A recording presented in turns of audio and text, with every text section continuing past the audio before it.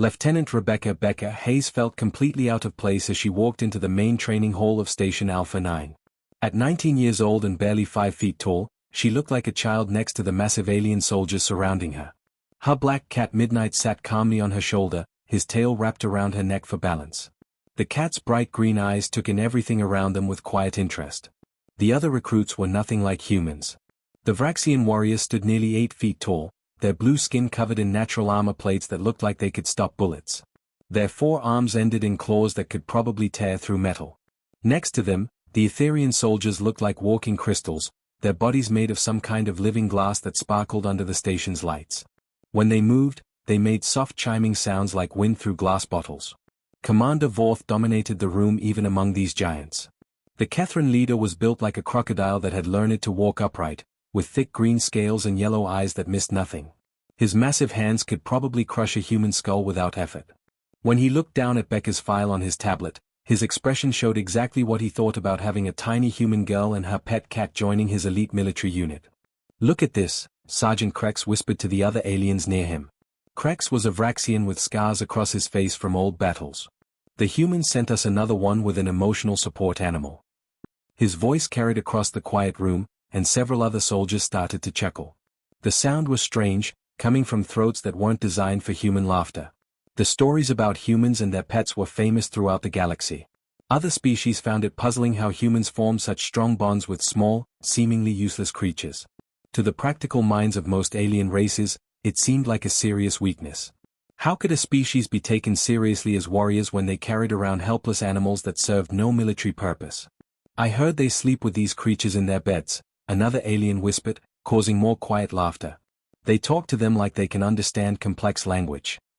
Becca heard every word, but she kept her face calm and neutral. She had expected this reaction. During her training on Earth, her instructors had warned her that most alien species wouldn't understand the relationship between humans and cats. They saw it as humans being soft and emotional, rather than the partnership it really was. She gently ran her fingers through Midnight's soft black fur. The cat started to purr, a low rumbling sound that seemed to amuse the watching aliens even more. To them, the purring probably sounded like some kind of broken engine or malfunctioning equipment. They had no idea what it actually meant. What the aliens couldn't see was how carefully Midnight was studying everything around them. His ears, hidden beneath his black fur, were constantly moving to track sounds from all directions. His eyes weren't just looking around randomly, they were mapping every exit, every potential hiding spot, every possible threat. The cat's body might have looked relaxed, but every muscle was ready to move in an instant. Commander Vorth finally looked up from his tablet. "Hayes, Rebecca. Age 19. From Earth Colony, New Boston." His voice sounded like gravel being poured into a metal bucket. "It says here you requested permission to bring your..." He paused, looking at Midnight with obvious confusion, "companion animal aboard this station." "Yes, sir," Becca replied simply. She didn't try to explain or justify her decision. Experience had taught her that explanations usually made things worse. "And what exactly does this creature contribute to our military operations?" Commander Vorth asked. More chuckling came from the assembled troops. Some of them were now openly staring at Midnight, who had started cleaning his paw with his pink tongue. "Midnight is my partner, sir," Becca said. "He's been with me since basic training." The word partner caused even more amusement among the aliens. The idea that a small furry creature could be a partner to a soldier was apparently hilarious to them. Becca noticed that some of the Etherian soldiers were creating small musical sounds with their crystal bodies, their version of laughter. What none of them realized was that Midnight had already identified the 3 most dangerous individuals in the room, memorized the location of every weapon, and calculated the fastest route to the nearest air vent in case a quick escape became necessary. The lazy house cat they thought they were looking at was actually one of Earth's most perfect predators, just waiting for the right moment to prove it. The first week of training proved everything the aliens had suspected about humans and their pets. During weapons practice, Becca managed to hit most of her targets, but her scores were nothing special.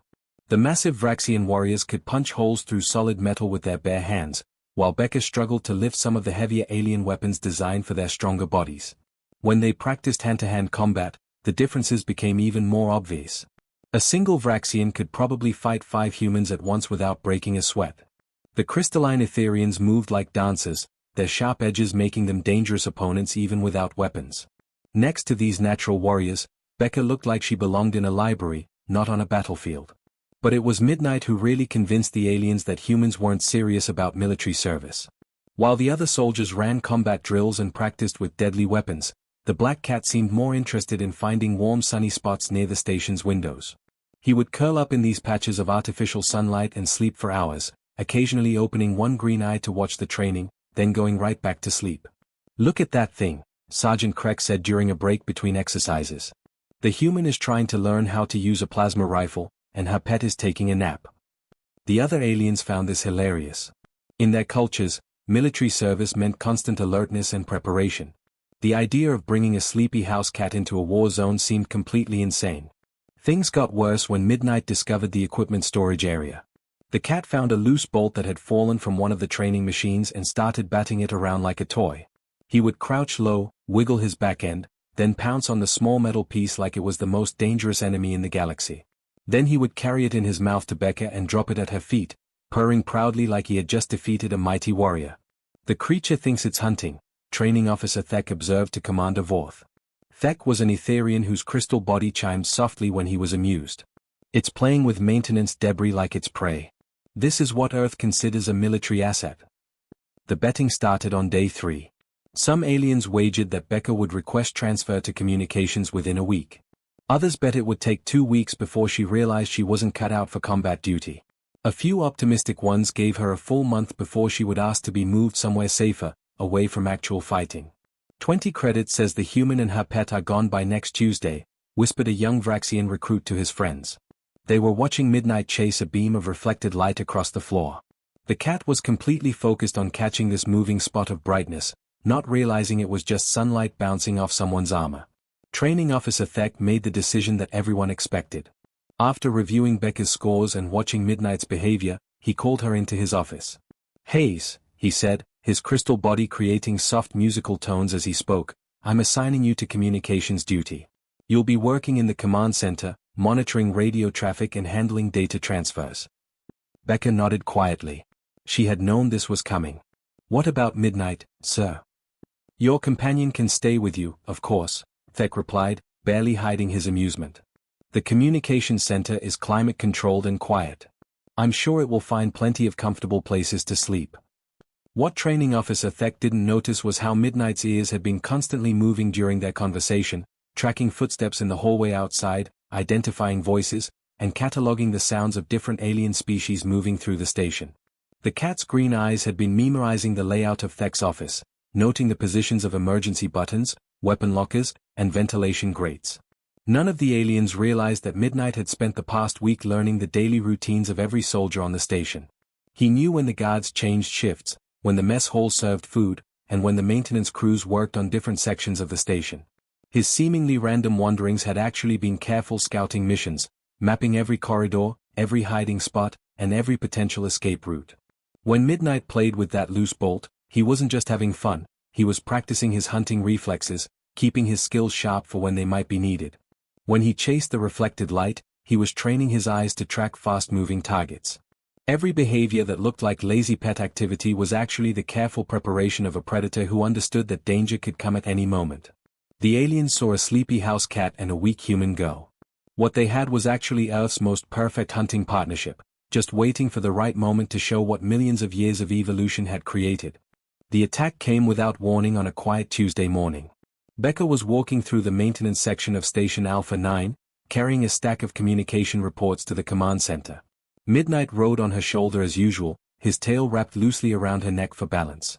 The corridors were mostly empty at this hour, with only a few maintenance workers checking systems in the lower levels. The first sign of trouble was a deep rumbling sound that seemed to come from the station's outer hull. Then the lights flickered, and somewhere in the distance, metal groaned under stress. Becca stopped walking and looked around, confused. The station's artificial gravity wavered for just a second, making her stomach lurch. Then the siren started screaming. The emergency alert system blared throughout Station Alpha 9, its harsh sound echoing off every wall and corridor. Red warning lights flashed everywhere, turning the normally bright hallways into a maze of shadows and blood-colored illumination. Over the intercom system, Commander Vortha's voice boomed with barely controlled panic. "All personnel to battle stations. We have multiple hull breaches on levels 7 through 12. Devourer raiders have boarded the station. This is not a drill. Repeat, this is not a drill. Becca's blood ran cold. The Devourers were the nightmare of civilized space, a species of insectoid raiders who attacked without warning and left nothing but empty hulks behind. They were called Devourers because they literally ate their victims, crunching through bone and metal with equal ease. Their ships were floating hives filled with creatures designed for only one purpose, killing everything that wasn't them. The maintenance corridor suddenly felt like a trap. Becca realized she was far from any of the main evacuation routes, stuck in a narrow hallway with no backup and no heavy weapons. Her only protection was the small sidearm every communications officer carried, a weapon designed more for emergencies than actual combat. Heavy footsteps echoed from somewhere ahead, along with sounds that made Becca's skin crawl. Scraping noises like claws on metal. Wet clicking sounds that might have been alien speech or just the noise predators made when they were hunting. And underneath it all, a smell that didn't belong on the clean, recycled air of a space station, the smell of blood and something much worse. Midnight's body tensed on her shoulder. His ears flattened against his head, and his green eyes fixed on something in the shadows ahead of them. A low growling sound started deep in his throat, so quiet that only Becca could hear it. She had never heard him make that sound before, and it sent chills down her spine. Then they saw it. The Zerati Warbeast came around the corner like something out of a nightmare. It stood 12 feet tall on 6 powerful legs, each one ending in claws that could slice through battle armor like paper. Its body was covered in natural armor plating that looked like black metal, with gaps between the plates that showed pink flesh underneath. 6 red eyes, each the size of a dinner plate, scanned the corridor for prey.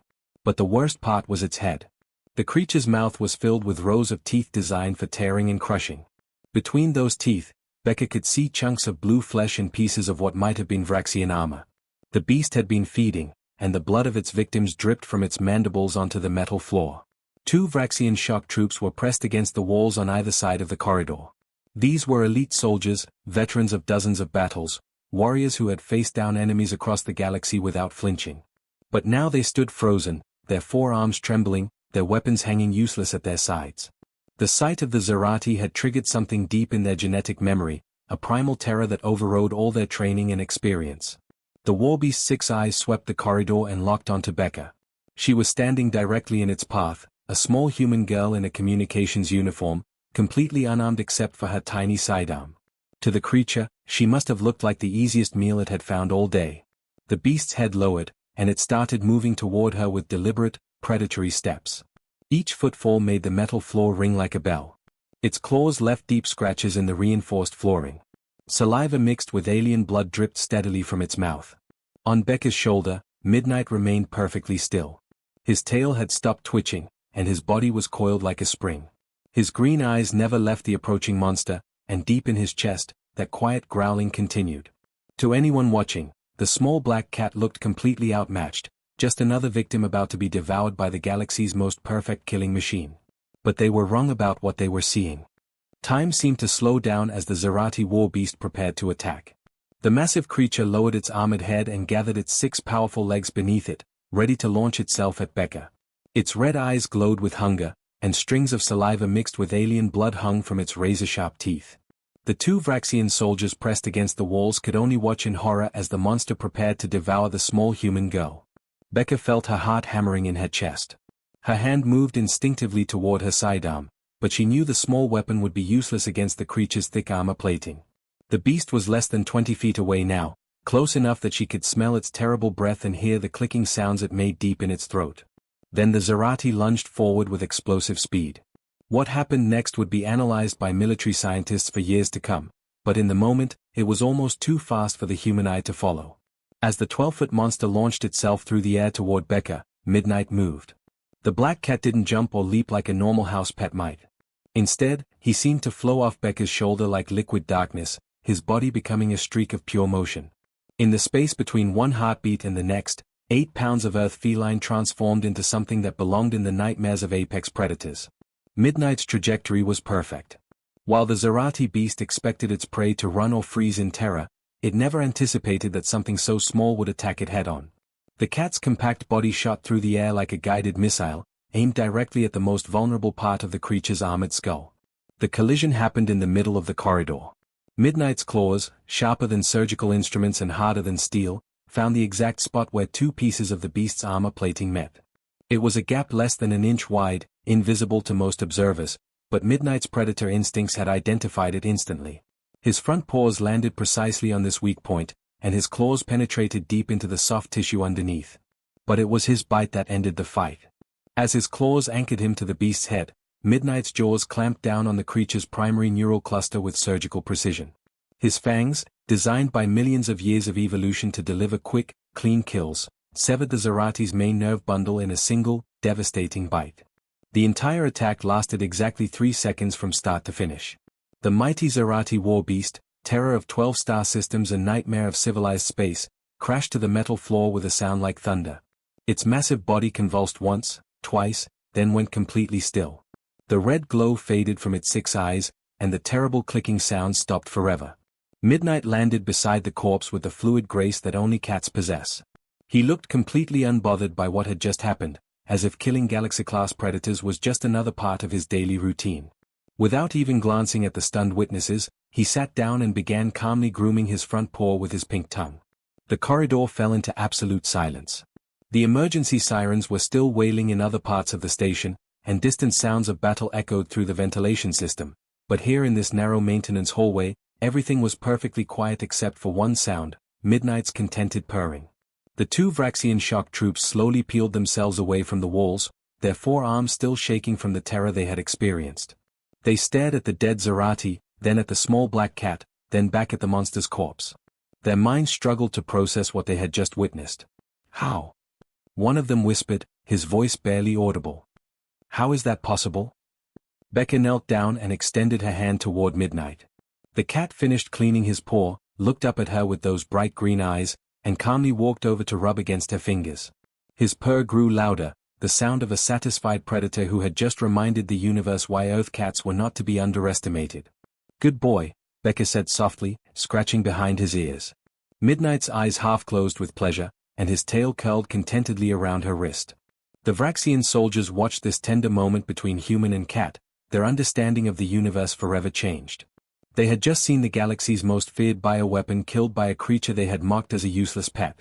Everything they thought they knew about Earth and its inhabitants had just been proven completely wrong. In the distance, the sounds of battle were already fading as the Devourer raiders retreated, their ultimate weapon destroyed by something they never could have anticipated. The news traveled through Station Alpha 9 like wildfire. Within an hour, every alien on the base knew about the human girl and her cat who had killed the Zerati Warbeast in 3 seconds. At first, many refused to believe it. Zerati were legendary throughout the galaxy as unstoppable killing machines. The idea that a house pet had taken one down seemed impossible. But the security footage didn't lie. Commander Vorth watched the recorded attack 17 times, his massive reptilian hands shaking as he operated the controls. Each viewing showed the same impossible thing, 8 pounds of black fur moving like liquid death, striking with surgical precision that would make professional assassins jealous. Computer, Commander Vorth said, his voice hoarse with disbelief. Access classified files on Earth species. Authorization Vorth Alpha 77. Access granted, the station's artificial intelligence replied. Warning, the following files are classified at the highest levels due to their sensitive nature regarding Earth's classification as a death world. What Commander Vorth read over the next hour changed everything he thought he knew about humans and their planet. Earth wasn't just dangerous because of its weather or geography. The entire planet was a killing field where every species had evolved to be a perfect predator or the perfect prey for something else. Even the plants on Earth could kill most aliens within minutes. Cats, according to the files, were among Earth's most successful hunters. Their kill success rate was higher than most apex predators on other worlds. They could see in near total darkness, hear sounds that most species couldn't detect, and move in complete silence when hunting. Their reaction times were faster than most military-grade combat androids. But the most shocking revelation was in a footnote that Commander Vorth almost missed. Earth cats kill for pleasure, not just survival. They are one of the few species in known space that hunts purely for the joy of hunting. Meanwhile, word was spreading beyond Station Alpha 9. The 2 Vraxian soldiers who had witnessed the attack couldn't stop talking about what they had seen. They called their friends on other stations, their families back home, anyone who would listen. Each telling of the story grew more dramatic, but the core truth remained the same. A creature they had mocked as a useless pet had just saved their lives. In the station's medical bay, alien soldiers who had been wounded in the Devourer attack listened to the story with growing amazement. Some of them had fought Zarati before and barely survived. The idea that something so small and quiet could kill one so easily filled them with a mixture of awe and fear. "I want to see this human and her creature," demanded Lieutenant Zek, a Vraxian warrior whose arm had been nearly severed by a devourer's claw. "If what you're saying is true, then we've been fools." Back in the maintenance corridor, Becca was trying to explain the situation to a growing crowd of alien soldiers. Midnight sat calmly in her lap, seemingly unbothered by all the attention. His green eyes watched the assembled troops with mild interest, as if he was deciding which ones might be interesting to play with later. "Cats aren't our pets," Becca said patiently, answering the same question for the 5th time. "They're our partners. They chose to live with humans thousands of years ago, but they're still wild hunters at heart. Midnight could leave anytime he wanted. He stays because he wants to." "But why doesn't it kill you?" asked Sergeant Krex, keeping a respectful distance from the small predator. "If it's such a perfect killer, what stops it from hunting humans?" Becca smiled and scratched behind Midnight's ears, earning a loud purr from the cat. "Because we give him everything he needs. Food, shelter, affection, and most importantly, interesting things to hunt. He doesn't need to kill me because I'm useful to him. I provide him with adventures and new challenges." Training Officer Thek approached carefully, his crystal body chiming with nervous energy. "Hayes, I need to apologize for my earlier assessment. I've been reviewing your file more carefully, and it seems I missed some important information about Earth species." "It's okay, sir," Becca replied. "Most people don't understand cats until they see them in action." Within 6 hours, Commander Vorth made an unprecedented decision. He called Becca to his office and officially promoted her to lieutenant, assigning her to the station's elite rapid response team. More importantly, Midnight was given an official military designation, Tactical Partner, First Class. The betting pools that had once wagered on how quickly Becca would quit were replaced by requests from other soldiers asking if they could get their own Earth cats. The answer, unfortunately, was no. Cats couldn't be assigned or ordered around like equipment. They had to choose their human partners themselves. News of the incident reached Galactic Defense Corps headquarters within a day.